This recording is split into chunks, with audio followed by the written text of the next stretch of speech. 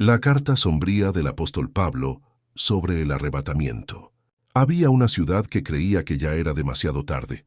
No tarde para salvarse, tarde para seguir esperando. Los creyentes de Tesalónica vivían paralizados por un rumor que circulaba como fuego entre las casas. El día del Señor ya había llegado, y ellos se habían quedado atrás. Fue en ese momento de pánico colectivo cuando Pablo tomó una pluma, respiró hondo y escribió una de las cartas más sombrías y urgentes de todo el Nuevo Testamento. Para entender por qué esta carta es tan pesada, tan cargada de urgencia y de advertencia, es necesario retroceder en el tiempo. Es necesario conocer la ciudad. Es necesario sentir el olor de las calles, oír el estruendo del puerto, entender lo que estaba en juego cuando Pablo llegó por primera vez a aquel lugar y lo que quedó en llamas cuando partió. Tesalónica no era una ciudad cualquiera. Era, en el lenguaje del primer siglo, lo que hoy llamaríamos una metrópoli estratégica, fundada en el año 316 a.C. por el general macedonio Casandro, uno de los sucesores de Alejandro Magno en la división del imperio que siguió a la muerte del conquistador. La ciudad había crecido durante siglos hasta convertirse en la capital de la provincia romana de Macedonia. Casandro bautizó la ciudad con el nombre de su propia esposa, Tesalónica, hermana de Alejandro, hija de Filipo de Macedonia. Un nombre cargado de realeza, de sangre imperial, de ambición.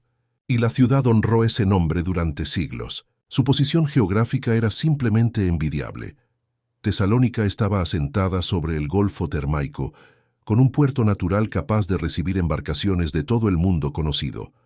Por tierra, era atravesada por la Vía Egnatia, una de las mayores calzadas militares y comerciales del Imperio Romano, que se extendía por más de 1.100 kilómetros uniendo las costas del mar Adriático hasta Bizancio, la futura Constantinopla. Quien controlaba Tesalónica controlaba el flujo de mercancías, ejércitos e informaciones entre el occidente y el oriente. Era el nudo central de una red que envolvía al mundo mediterráneo entero. La población de la ciudad rondaba los 100.000 habitantes en el primer siglo después de Cristo, lo que la situaba entre las más grandes del Mediterráneo oriental. Para tener una imagen concreta, llenar un estadio de fútbol moderno de gran tamaño, no una, sino 2 veces, y aún quedarían personas fuera, era una multitud de lenguas, culturas, religiones e intereses que se agitaba en las calles estrechas, en los mercados cubiertos, en el puerto ruidoso y en los templos humeantes de una de las ciudades más cosmopolitas del mundo antiguo. Había romanos que venían por el comercio, griegos que habitaban la ciudad desde hacía generaciones, judíos con su sinagoga y sus costumbres, egipcios con sus cultos exóticos, macedonios con su orgullo ancestral, y por encima de todo ello, el barniz omnipresente de la cultura romana, de la lengua latina en las inscripciones oficiales, de los generales sobre sus caballos de piedra en las plazas, y del culto al emperador que daba a todo aquel caos una apariencia de orden divino. El culto imperial en Tesalónica no era solo religión, era política, era supervivencia social.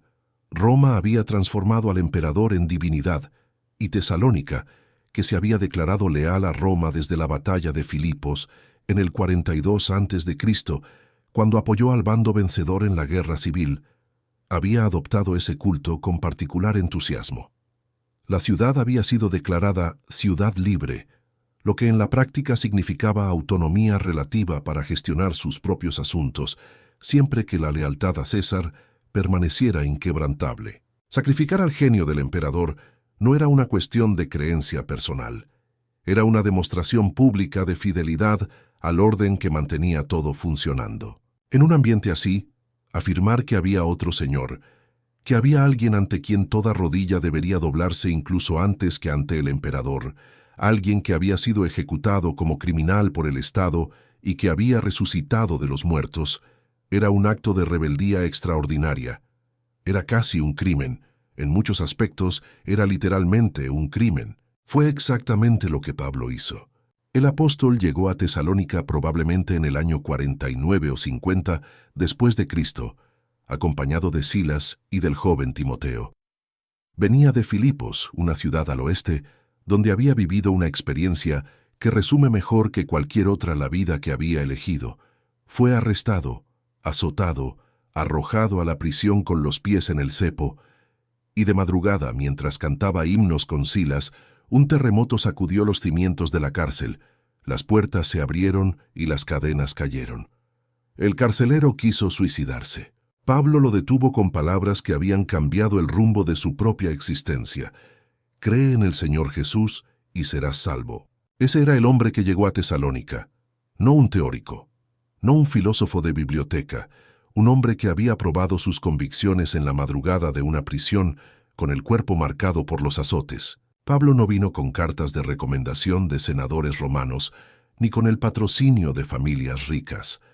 Vino con las manos encallecidas de fabricar tiendas, que era su oficio, su fuente de sustento para no ser una carga financiera para las iglesias, y con un mensaje que había transformado de forma tan radical su vida que consideraba todo lo que había sido antes como basura, como desecho, ante el valor de conocer a Jesucristo.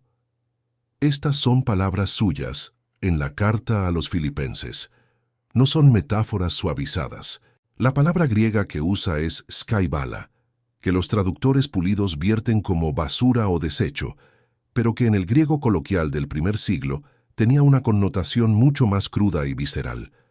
Pablo había sido, antes de su conversión, un fariseo de élite, estudiante de Gamaliel, uno de los rabinos más respetados de Jerusalén, ciudadano romano de nacimiento, lo que le otorgaba privilegios inmensos en un mundo donde la ciudadanía romana era oro, perfectamente bilingüe en hebreo y griego, ardiente perseguidor de la nueva fe, por convicción religiosa genuina, no por crueldad. Creía con toda la fuerza de su intelecto formidable que Jesús era un blasfemo, que sus seguidores eran una amenaza para la pureza del judaísmo y que perseguirlos era un servicio a Dios. Y entonces, en el camino a Damasco, a donde iba con cartas de autorización para arrestar cristianos, una luz más intensa que el sol del mediodía lo derribó del caballo, o de lo que fuera que estuviese montando, y una voz le preguntó: «Saulo, Saulo, ¿por qué me persigues?». 3 días de ceguera, 3 días sin comer ni beber, 3 días de silencio interior en los que un mundo se derrumbaba y otro comenzaba a ser construido. Ese hombre llegó a Tesalónica con la experiencia de quien había estado en el lado equivocado de la historia y había sido transformado de adentro hacia afuera por la gracia. Siguiendo su patrón habitual en cada nueva ciudad, Pablo fue primero a la sinagoga, donde había una comunidad judía establecida con su estructura, sus cultos regulares y sus fieles. La sinagoga era, para Pablo, el punto de partida más lógico. Allí había personas que conocían las Escrituras, que esperaban al Mesías, que tenían el marco conceptual dentro del cual el Evangelio cobraba sentido inmediato. Durante 3 sábados consecutivos, 3 semanas que se comprimían bajo el peso de un mensaje que Pablo cargaba como si cada día fuese el último, abrió los rollos de la Torá y de los profetas y señaló, versículo por versículo, hacia un mismo objetivo. El Mesías tenía que sufrir, tenía que morir y tenía que resucitar de los muertos. Ese era el patrón que las Escrituras trazaban. Salmo 22, Isaías 53.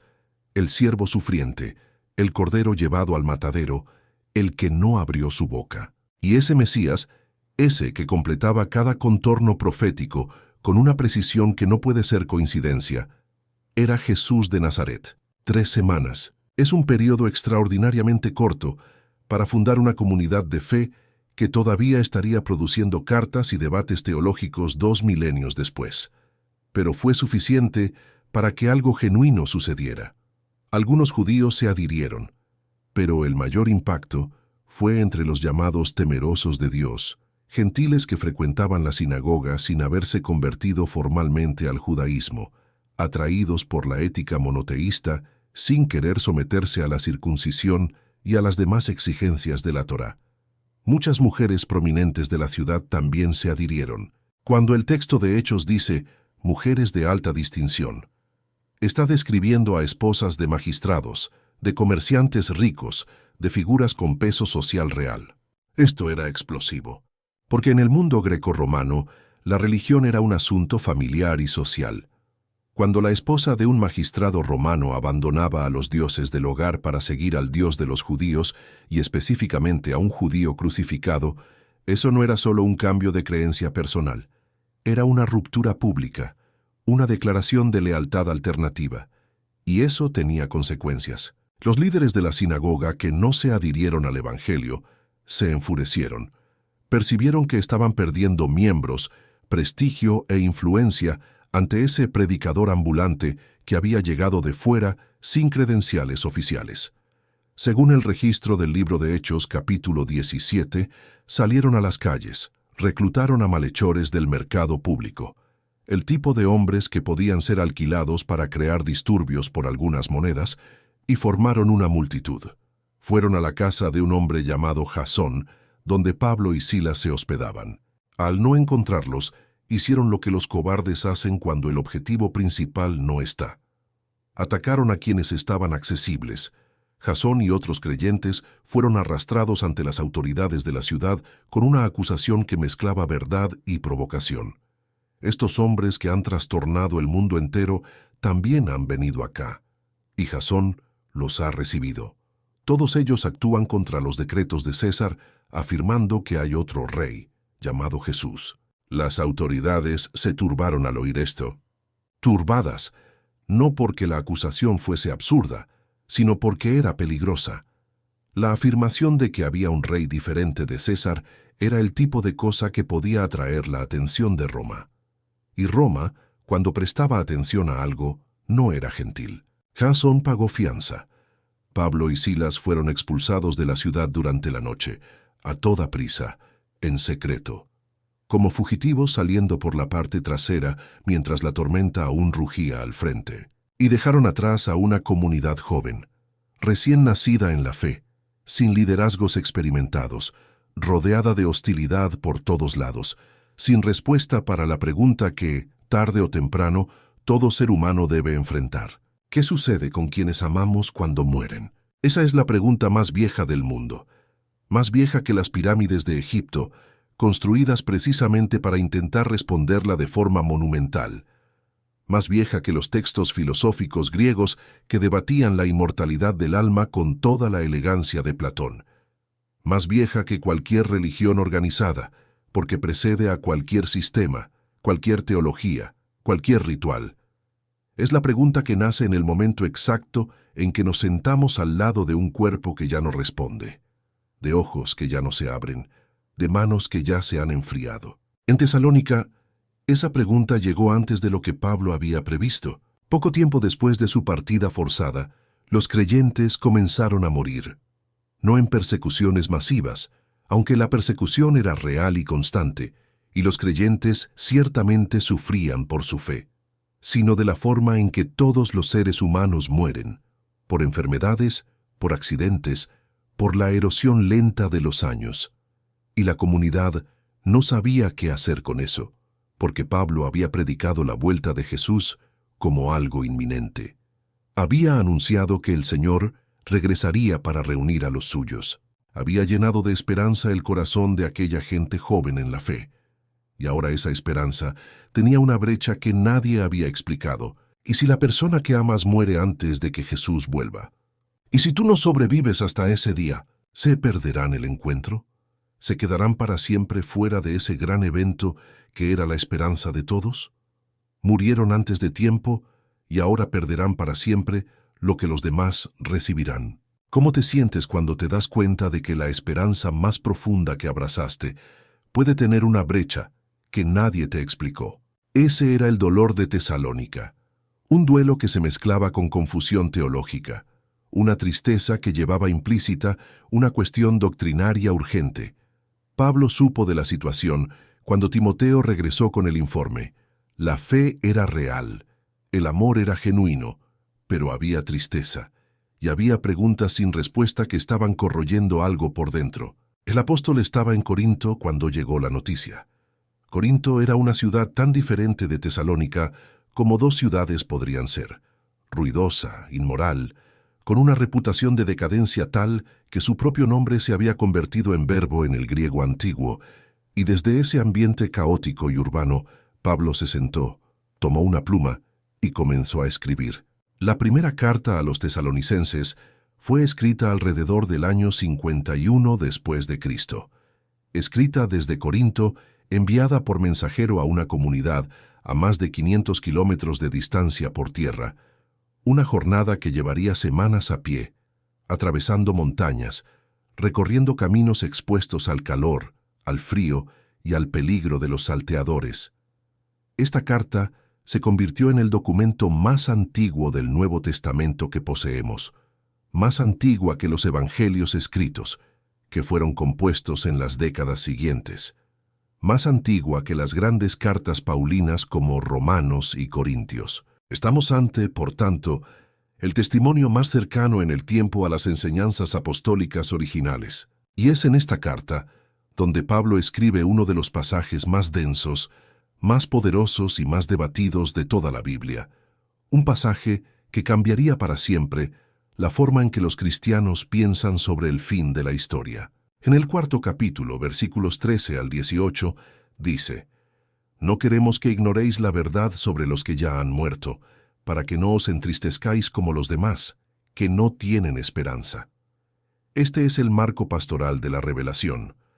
Pablo no está comenzando con teología abstracta, está respondiendo a un dolor específico, concreto, sentido en el pecho de personas reales que habían enterrado a seres amados. Y entonces viene el corazón de la enseñanza. Pablo describe una escena que no encuentra paralelo en ninguna literatura anterior, judía, griega, romana o de cualquier otra tradición. El Señor mismo descenderá del cielo con un grito de mando. En griego, keleusma, la palabra usada para el mando militar que señala un avance o un movimiento decisivo, con la voz de un arcángel y con el toque de la trompeta de Dios. La gran trompeta escatológica que resuena en la tradición profética desde el Éxodo, pasando por los Salmos, llegando a los profetas, siempre asociada a momentos de intervención divina definitiva. Y en primer lugar, antes que cualquier otra cosa, como si Pablo quisiera grabar en negrita lo que la comunidad más necesitaba oír: los muertos en Cristo resucitarán, no serán olvidados, no habrán perdido el tren, serán los primeros. Solo después, los que aún estén vivos serán arrebatados junto con ellos en las nubes para recibir al Señor en el aire. La palabra griega usada para arrebatados es arpazo. Esta palabra merece atención especial. Arpazo es un verbo de fuerza, de violencia casi. Significa agarrar, tomar con fuerza, arrancar de un lugar a otro con poder irresistible. El mismo verbo aparece en el Evangelio de Juan cuando la multitud intenta tomar a Jesús por la fuerza para hacerlo rey. Arpazo. Aparece cuando Pablo describe su experiencia de ser llevado al tercer cielo, al paraíso, donde oyó palabras que no le es lícito al hombre repetir. Arpazo. Aparece en el libro de Apocalipsis cuando el Hijo de la Mujer es arrebatado para Dios y para su trono. Arpazo. Y aparece, de forma significativa, en la descripción del lobo que ataca al rebaño y lo arrebata de las manos del pastor. Arpazo. Arpazo no es una partida tranquila. No es un viaje bien planificado con equipaje facturado. Es una extracción súbita, un cambio de estado que ocurre por la acción irresistible de una fuerza externa. A lo largo de los siglos, cuando los traductores latinos trabajaron sobre el texto griego para producir la Vulgata, la Biblia latina de Jerónimo, completada a finales del siglo IV y usada por la Iglesia occidental por más de 1000 años, tradujeron arpazo por rapiemur, del verbo rapere. Y fue de esa raíz latina de donde siglos después el término inglés rapture emergió en los debates teológicos protestantes, un término que no existe como palabra en ninguna Biblia en español ni en la mayoría de las traducciones modernas, pero que se convirtió en uno de los conceptos más debatidos del evangelicalismo contemporáneo. En español usamos arrebatamiento, y la raíz de la palabra conlleva la misma idea: ser arrebatado, quitado con fuerza, llevado de forma súbita e irresistible a otro estado de existencia. Pero Pablo no estaba inventando una doctrina nueva desde cero. Afirma explícitamente que lo que está transmitiendo es palabra del Señor, una revelación con autoridad apostólica, no una elaboración especulativa, y esta revelación respondía directamente a la herida de Tesalónica. Los que murieron en Cristo no se quedarán atrás, no perderán el encuentro. Al contrario, serán los primeros en resucitar, los primeros en moverse, los primeros en alcanzar al Señor. Los vivos no tendrán ventaja sobre los muertos. Los muertos tendrán precedencia sobre los vivos. Silencio. Esa debió ser la reacción cuando la carta fue leída en voz alta por primera vez ante toda la comunidad reunida. El tipo de silencio que no viene del vacío, sino del peso de palabras que se posan sobre el alma y cambian algo de forma permanente. El tipo de silencio que antecede a las lágrimas, no de dolor, sino de alivio. El duelo continuaría. El dolor de perder a personas amadas no desaparece con una carta, pero el dolor ahora tenía un marco, tenía un contexto, tenía una promesa al otro lado, y una promesa con dirección, consecuencia, con la autoridad de quien sabía lo que estaba diciendo. Pablo había respondido a la primera pregunta, pero entonces llegó la segunda carta, y el tono cambió completamente. La segunda carta a los tesalonicenses es un documento diferente de la primera en casi todo, excepto en el destinatario. La primera es cálida, tranquilizadora, llena de afecto de padre a hijo. La segunda es severa, urgente, cortante como lámina de sílex. Hay en ella un sentido de que el tiempo es corto, de que el engaño ya está en acción, de que la ingenuidad puede ser fatal y de que ignorar la advertencia puede tener consecuencias que van mucho más allá de la incomodidad momentánea. ¿Qué había sucedido entre las dos cartas? Un rumor específico había llegado a la comunidad de Tesalónica. No un rumor vago sobre el fin de los tiempos. Esos eran demasiado comunes para causar una alarma específica. Era una afirmación que atacaba el fundamento de todo. Alguien estaba diciendo que el día del Señor ya había llegado. Ya estaba en curso. Y peor, ese alguien parecía tener autoridad real. El rumor venía por 3 canales diferentes. Por medio de un espíritu, posiblemente una profecía considerada genuina dentro de la comunidad, por medio de una palabra oral atribuida a Pablo y por medio de una carta que los creyentes juzgaban escrita por el propio apóstol. Una carta falsa, atribuida a Pablo, afirmando que el día del Señor ya había llegado. Piensa en el peso de eso. Imagina que perteneces a una comunidad de fe joven, formada hace pocos meses, rodeada de persecución, intentando entender doctrinas complejas sin acceso a teólogos experimentados, sin bibliotecas, sin la posibilidad de hacer una búsqueda rápida y verificar la fuente. Y llega un documento que parece ser del líder en quien más confías, el hombre que te convirtió, que te enseñó, que te visitó, que te escribió con amor paternal, diciendo que el evento central de toda tu esperanza ya sucedió. Y tú te quedaste atrás. ¿Qué sucede con una comunidad de fe cuando el suelo de la esperanza desaparece de repente? La respuesta de Tesalónica fue el caos. No el caos espectacular de una multitud en pánico corriendo por las calles. El caos interior, silencioso y devastador, que se instala cuando la razón de vivir pierde el sentido. Algunos creyentes simplemente dejaron de trabajar. ¿Para qué trabajar si los últimos días estaban ocurriendo ahora? ¿Para qué planificar el futuro si no había futuro?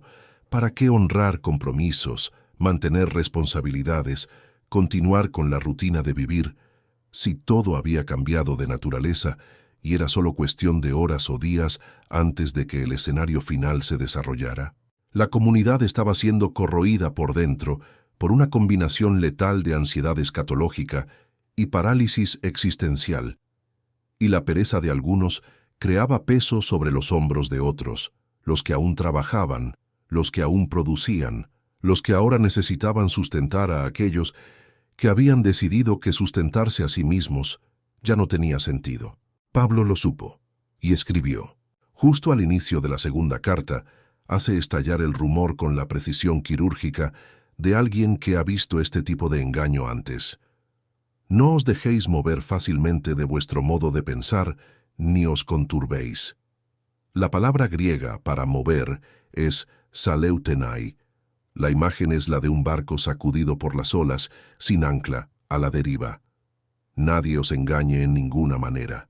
Y entonces viene el corazón de la carta sombría, el fragmento que cambiaría para siempre los debates sobre los últimos tiempos dentro de la tradición cristiana. Pablo dice que el día del Señor no puede haber llegado, porque dos eventos específicos aún no habían sucedido. No un evento, dos. Y Pablo los presenta con la autoridad de quien está revelando la estructura del escenario antes de que la obra comience. Primero, la gran apostasía. En griego, apostasia. La rebelión, la deserción en masa, el abandono organizado y deliberado de la fe. La palabra apostasía no describe solo a personas que pierden el interés en ir a la iglesia. Describe una ruptura activa, un rompimiento intencional, un dar la espalda a lo que antes se profesaba con convicción. Pablo había visto esto suceder a menor escala a lo largo de su ministerio. Personas que habían corrido bien por un tiempo y luego desistieron. Pero lo que describe aquí es algo de escala diferente, un fenómeno colectivo, un abandono masivo que marcaría el inicio del tiempo final como un terreno seco que anuncia la llegada del fuego. Segundo, la revelación del hombre de la iniquidad. Y aquí el texto se vuelve denso como hormigón armado. El hombre de la iniquidad. Pablo usa esta frase con una gravedad que no encontramos en ninguna otra parte de sus cartas. Amontona calificativos sobre esta figura como si estuviera construyendo un retrato que exige más de una pincelada para ser comprendido. Lo llama hijo de perdición, la misma expresión que Jesús usó para Judas Iscariote en el Evangelio de Juan, capítulo 17, versículo 12. Lo describe como el cual se opone y se levanta contra todo lo que se llama Dios o es objeto de culto. Y llega al punto culminante con una imagen que debería erizar la piel de cualquier oyente judío del primer siglo. Este ser se sentará en el templo de Dios, proclamándose a sí mismo como Dios. Sentarse en el templo de Dios y proclamarse divino. Para cualquier judío del primer siglo, esta imagen activaba memorias traumáticas inmediatas. Había sucedido algo semejante menos de 2 décadas antes de la escritura de la carta. El emperador Calígula, en un acceso de locura megalómana que los historiadores aún debaten si era genuina locura o teatro político calculado, había ordenado en el año 39 después de Cristo que su estatua fuese erigida en el Templo de Jerusalén, el lugar más sagrado del judaísmo, donde se consideraba que habitaba la presencia de Dios. La orden causó un terror en oleadas que se extendieron por todo el mundo judío. Solo la muerte prematura de Calígula, asesinado por miembros de su propia guardia pretoriana en el año 41, había impedido la ejecución de la orden. Pero Pablo no estaba simplemente reviviendo a Calígula con ropaje apocalíptico. La figura que describe tiene proporciones que sobrepasan a cualquier gobernante humano del pasado o del presente. Su surgimiento será acompañado, y aquí Pablo usa una expresión de peso extraordinario, de todo tipo de milagros, señales y prodigios mentirosos, con todo engaño de iniquidad. El término griego para mentirosos es pseudous, falsos, fraudulentos.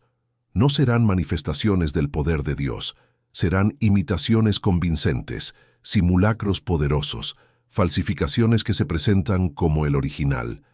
Y el mundo, dice Pablo, creerá, porque el engaño no vendrá de fuera, vendrá de dentro de lo que parece ser sagrado, no como un enemigo declarado, rugiendo como león en campo abierto, sino como un ángel de luz, en la expresión que Pablo usaría en otra carta. El más peligroso de los engaños no es aquel que se presenta como error, es aquel que se presenta como verdad suprema. ¿Quién es ese ser que Pablo describe con palabras que jamás usó para describir a ningún otro enemigo del Evangelio? La cuestión recorre 2000 años de teología cristiana, como una corriente subterránea que nunca deja de fluir. Hay quienes dicen que Pablo se refería al emperador Nerón, cuyo gobierno de terror cubrió los años 54 al 68 después de Cristo, cuya persecución a los cristianos en Roma tras el incendio de la ciudad en el 64 se convirtió en uno de los episodios más sangrientos de la historia eclesiástica y cuyo número, 666, Aparece en el libro del Apocalipsis, en las interpretaciones que identifican a la bestia con el emperador cruel. Hay quienes ven en la figura un símbolo del sistema romano de opresión en su conjunto, materializado en cada gobernante que exigió adoración y persiguió la fe. Hay quienes la conectan con el anticristo descrito por Juan en sus cartas, el espíritu del anticristo, que ya está en el mundo, y al mismo tiempo una figura personal específica que vendría. Y hay quienes ven en el hombre de la iniquidad a un personaje estrictamente futuro, alguien que aún no ha surgido en el escenario de la historia humana, cuya revelación está siendo contenida por una fuerza que aún está en operación. La fuerza que Pablo describirá a continuación con palabras que generarían siglos de debate. Y ahora vosotros sabéis lo que lo detiene, a fin de que a su debido tiempo se manifieste. Esta frase simple, esta laguna deliberada, es tal vez el mayor enigma epistolar del Nuevo Testamento. Pablo se refiere a tokatechón, una expresión griega que significa lo que retiene, lo que impide, la fuerza que detiene. Hay una fuerza en operación en el mundo, dice Pablo, que está impidiendo que el hombre de la iniquidad se revele antes de tiempo. Cuando esa fuerza sea quitada de en medio, entonces el inicuo será revelado, y entonces el Señor lo consumirá con el espíritu de su boca y lo destruirá con el resplandor de su venida. El problema es que Pablo no explica qué es esa fuerza. Escribe vosotros sabéis, como si el conocimiento fuese compartido entre él y los tesalonicenses, fruto de las semanas de enseñanza que había dado presencialmente.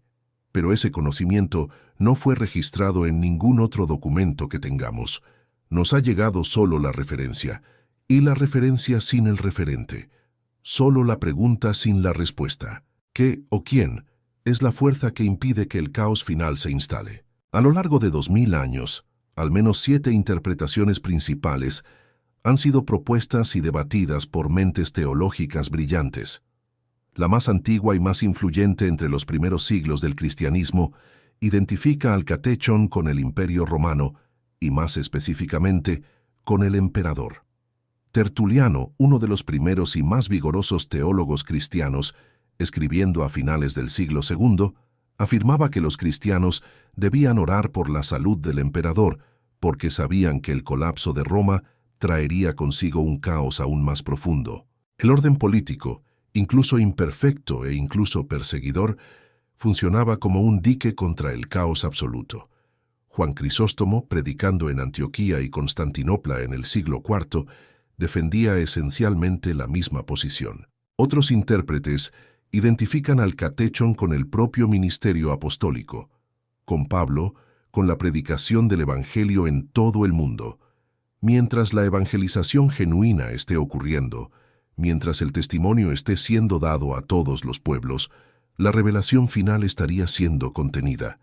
Esta interpretación tiene base en otros pasajes donde Pablo parece conectar su ministerio personal al plan escatológico de Dios, como en Romanos capítulo 11, donde describe su misión a los gentiles como parte de un plan que llevará al endurecimiento parcial de Israel y finalmente a su salvación en masa. La interpretación más popular en los círculos evangélicos de los siglos XX y XXI, especialmente entre aquellos que adoptan la visión del arrebatamiento pretribulacional, es que el catechón es el Espíritu Santo.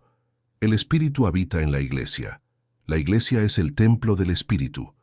Cuando la Iglesia sea arrebatada, el Espíritu, como presencia restrictiva, como fuerza que limita el mal, será removido de su función actual, y entonces el hombre de la iniquidad podrá revelarse sin obstáculos. Esta interpretación tiene la virtud de conectar los dos eventos de forma elegante.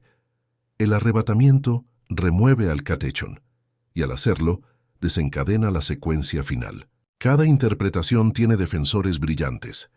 Cada interpretación tiene críticos igualmente brillantes. Pablo sabía que estaba dejando un misterio, y tal vez sea exactamente ese el punto. Porque el misterio no es un error de Pablo, es una apertura intencional que mantiene a la humanidad en estado de vigilancia permanente. Si supiéramos con precisión quirúrgica quién es el catechón y cuándo sería removido, podríamos calcular el día. Podríamos relajarnos hasta el momento calculado. El cálculo nos destruiría, porque transformaría la esperanza en cronograma y el cronograma en presunción. Y Pablo había visto lo que sucedía con comunidades que cambiaban la vigilancia por la presunción. El pánico de Tesalónica era exactamente eso. Hay también en el texto de Pablo una frase que pasa fácilmente desapercibida, pero que carga un peso extraordinario. Porque ya está en acción el misterio de la iniquidad. Ya, en aquel momento, en el primer siglo. El hombre de la iniquidad aún no se había revelado, pero el espíritu que lo animaría ya estaba operativo en el mundo. El mismo espíritu que había animado a Calígula, a Nerón, a los imperios que aplastaron naciones y exigieron adoración, estaba en operación, pero contenido, limitado, impedido de alcanzar su expresión máxima. Lo que esto significa es perturbador y liberador al mismo tiempo. El mal no es una novedad de nuestro tiempo, no es algo que el mundo moderno haya inventado ni intensificado más allá de lo que ya existía. Ha sido una constante, pero ha sido una constante contenida, una fuerza enorme bajo una presión mayor. Antes de ir más lejos, es necesario detenerse y mirar el costo humano de todo esto, porque a veces la teología se vuelve tan abstracta, tan vertical en sus vuelos, que olvidamos que las cartas fueron escritas por un hombre de carne y hueso, un hombre que sangraba cuando lo golpeaban, que sentía frío cuando estaba expuesto, que extrañaba a las personas que amaba, que cargaba en su cuerpo las marcas de una vida enteramente entregada. Pablo no escribió estas palabras desde una sala cómoda, sentado en una silla de cuero, rodeado de libros, con una comida abundante esperando en la cocina. Cuando escribió a los tesalonicenses, en ambas cartas, ya había acumulado una lista de sufrimientos que cualquier ser humano razonable consideraría motivo suficiente para detenerse. En la segunda carta a los Corintios, hace ese inventario con la crudeza de quien no está pidiendo lástima, sino estableciendo credenciales. De los judíos, 5 veces he recibido 40 azotes menos 1. 3 veces he sido azotado con varas. 1 vez apedreado. 3 veces he padecido naufragio. 1 noche y 1 día he estado como náufrago en alta mar. En caminos muchas veces, en peligros de ríos, peligros de ladrones, peligros de los de mi nación, peligros de los gentiles, peligros en la ciudad, peligros en el desierto, peligros en el mar, peligros entre falsos hermanos, en trabajo y fatiga, en muchos desvelos, en hambre y sed, en muchos ayunos, en frío y en desnudez. Haz la cuenta. 5 veces 39 golpes equivale a 195 azotes en el cuerpo de un solo hombre. En un solo flagelo, 39 golpes podían dejar secuelas permanentes, daño en los riñones, ruptura de tendones, cicatrices que nunca desaparecían por completo. 195 golpes a lo largo de una vida es una cantidad a la que el cuerpo humano no sobrevive intacto. Y aún así ese hombre escribía, y aún así ese hombre viajaba, y aún así ese hombre plantaba iglesias y volvía para visitar las que había plantado y enviaba cartas a las que no podía visitar. Los tesalonicenses también pagaban su precio. Pablo menciona explícitamente en la segunda carta que se gloría de ellos ante las otras iglesias por su paciencia y fe en todas sus persecuciones y tribulaciones que soportaban. Estas no eran palabras retóricas. La comunidad de Tesalónica sufría presión constante y concreta de 2 lados.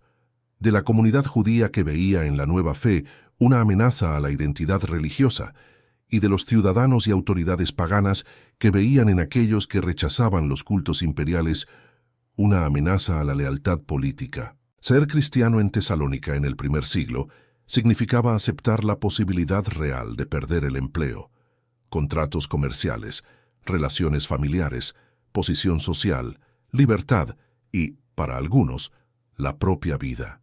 Había creyentes que perdieron negocios enteros por negarse a participar en las fiestas religiosas de las corporaciones profesionales, fiestas donde se ofrecía sacrificio a las divinidades patronas del oficio y donde la negativa era vista como traición al grupo.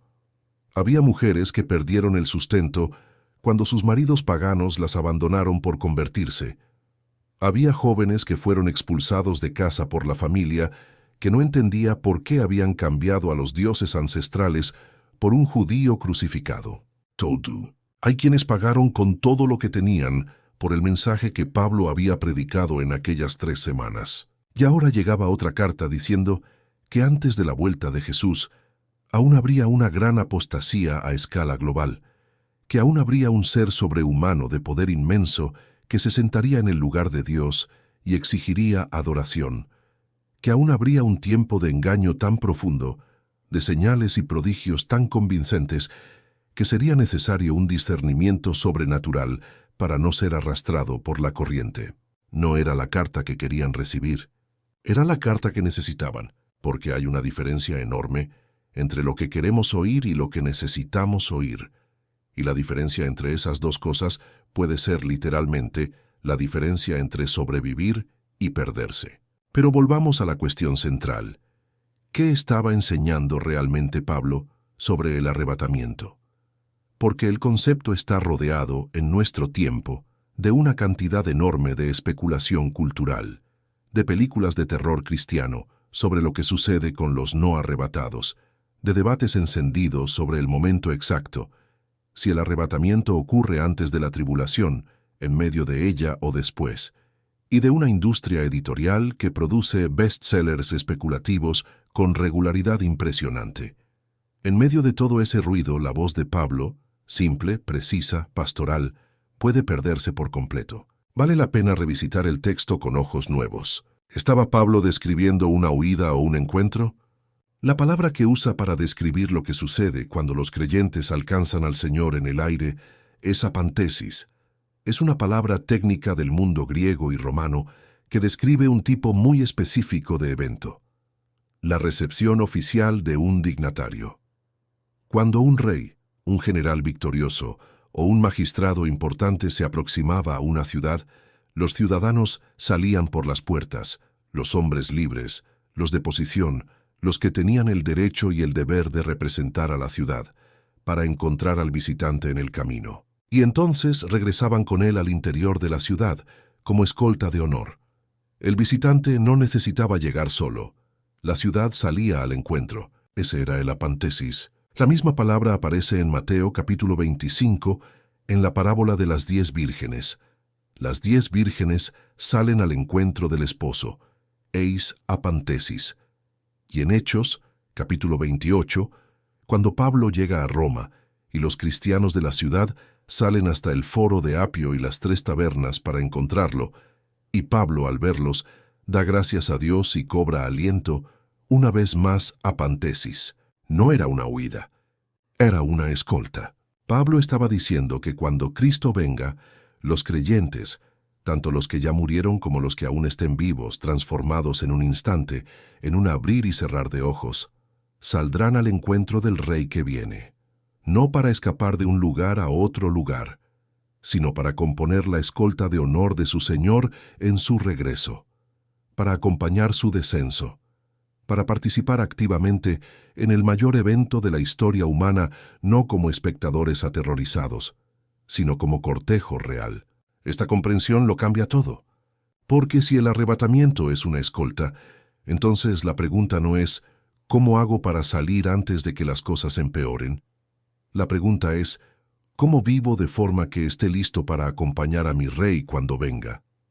La escatología deja de ser una salida de emergencia y se convierte en una vocación, un llamado a la dignidad, una preparación activa para un papel real. No es pasividad, es preparación. Hay una dimensión de la enseñanza de Pablo sobre los últimos tiempos que frecuentemente se pierde en el debate sobre fechas, secuencias e identificaciones del anticristo. La dimensión ética, la dimensión de cómo vivir ahora a la luz de lo que vendrá, porque Pablo no cierra la segunda carta con más teología escatológica.